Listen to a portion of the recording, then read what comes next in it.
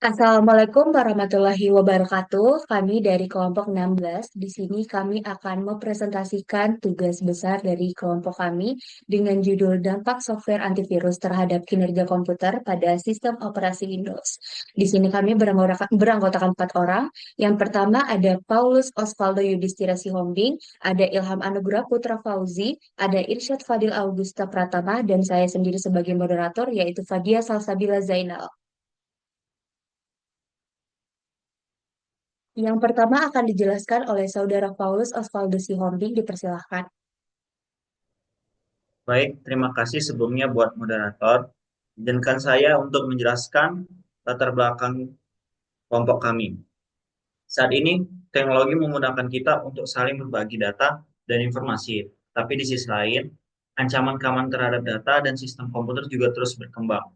Salah satu ancaman utama adalah malware, yaitu perangkat lunak yang berbahaya yang dirancang untuk merusak komputer, mencuri data, ataupun mengendalikan sistem dari jarak jauh.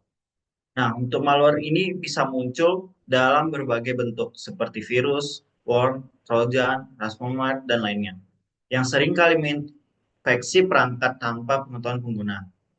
Batasan masalah dalam penelitian ini dibatasi pada analisa tingkat akurasi antivirus dalam mendeteksi malware, terutama terkait tantangan yang muncul akibat false positif dan false negatif.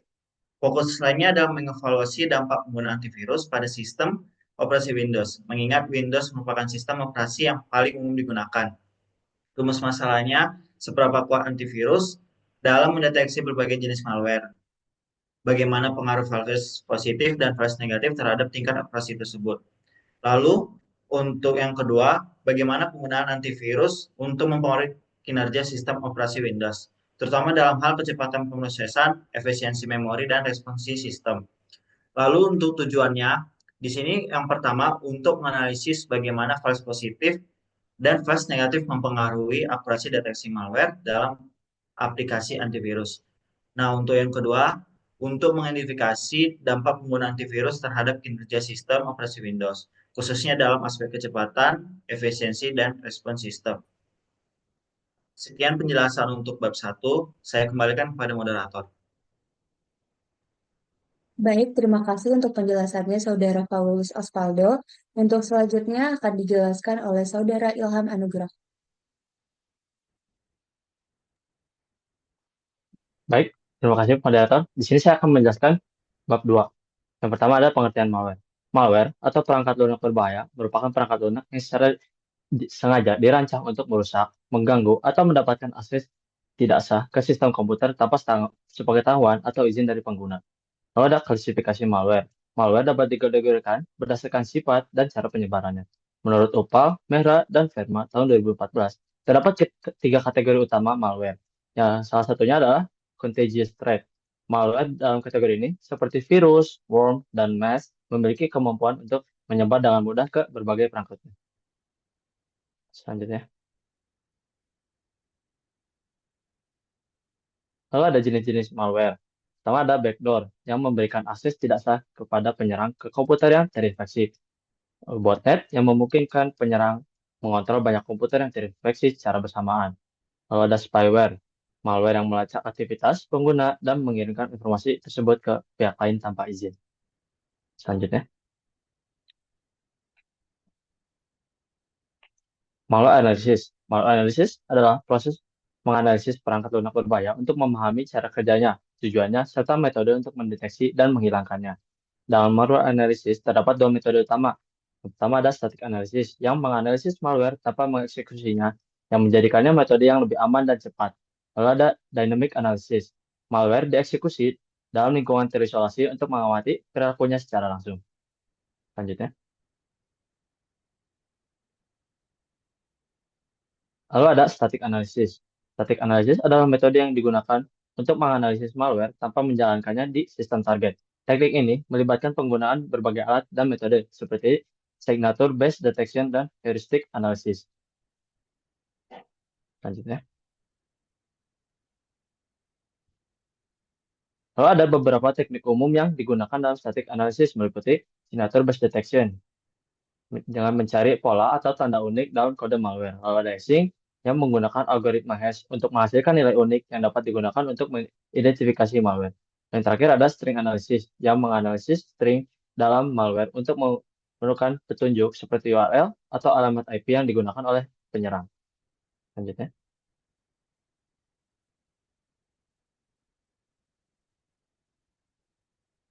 Ada antivirus. Antivirus merupakan perangkat lunak yang dirancang untuk mendeteksi, mencegah, dan menghapus malware dalam sistem komputer.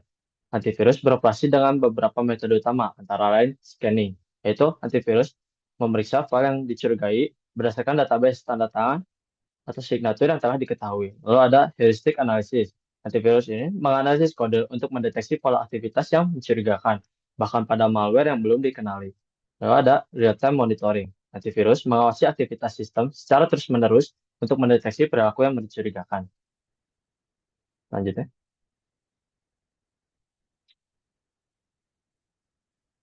Lalu yang terakhir ada dampak software antivirus terhadap kinerja sistem. Penggunaan memori dan CPU.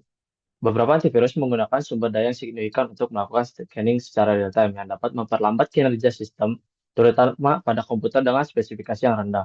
Lalu, waktu booting yang lebih lama. Karena antivirus melakukan pengecekan saat sistem pertama kali dinyalakan, waktu booting dapat menjadi lebih lama. Yang terakhir ada penurunan performa aplikasi. Aktivitas scanning atau monitoring real-time dapat mengurangi performa aplikasi lain yang berjalan bersamaan, terutama jika antivirus melakukan proses yang intensif. Sekian penjelasan bab 2 dari saya akan kembalikan ke moderator. Baik, terima kasih Saudara Ilham Anugrah untuk penjelasannya. Selanjutnya akan dijelaskan oleh Saudara Irsyad Fadil. Dipersilakan. Terima kasih untuk moderator.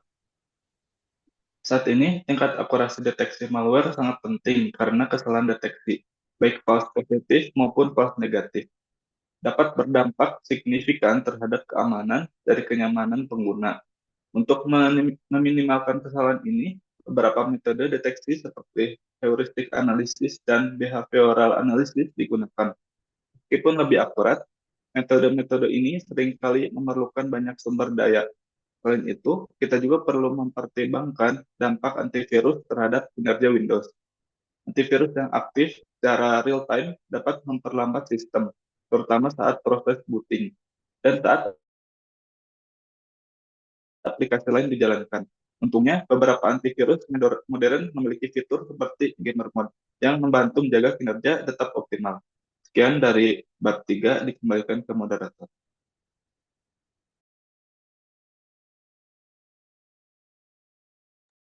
Baik, terima kasih Saudara Irsyad Fadil untuk penjelasannya. Dan yang terakhir, bagian kesimpulan dan saran akan dijelaskan oleh saya. Yang pertama, simpulan. Kami menarik 3 simpulan dari kerja kelompok kami ini. Yang pertama itu ada antivirus penting untuk melindungi komputer, terutama Windows dari malware. Yang kedua ada antivirus dapat menurunkan kecepatan responsivitas, terutama pada perangkat berkapasitas rendah. Yang ketiga diperlukan peningkatan algoritma deteksi untuk perlindungan yang optimal tanpa mengorbankan kinerja. Lalu kami menarik ada 2 saran juga. Yang pertama, eksplorasi dampak pada perangkat dengan spesifikasi berbeda, juga ada pengujian dalam kondisi penggunaan sehari-hari. Lalu di sini kami menggunakan 3 daftar pustaka, yaitu dengan penulis suci dengan judul Rancang Bangun Sistem Keamanan Data Komputer pada Antivirus Phishing Menggunakan Sistem Real-Time Protector dan Metode Heuristik Ganda. Yang kedua dari penulis Alfa Rizky dengan judul Efektivitas Cara Kerja Antivirus dalam Sistem Operasi Windows 10. Dan terakhir ada dari penulis Hatika dengan judul Analisis Ketepatan Deteksi Malware pada Software Antivirus Menggunakan Metode Analisis Statis. Mungkin itu saja dari kelompok 16 dan itu saja yang dapat kami sampaikan. Untuk kurang dan lebihnya mohon dimaafkan. Wassalamualaikum warahmatullahi wabarakatuh.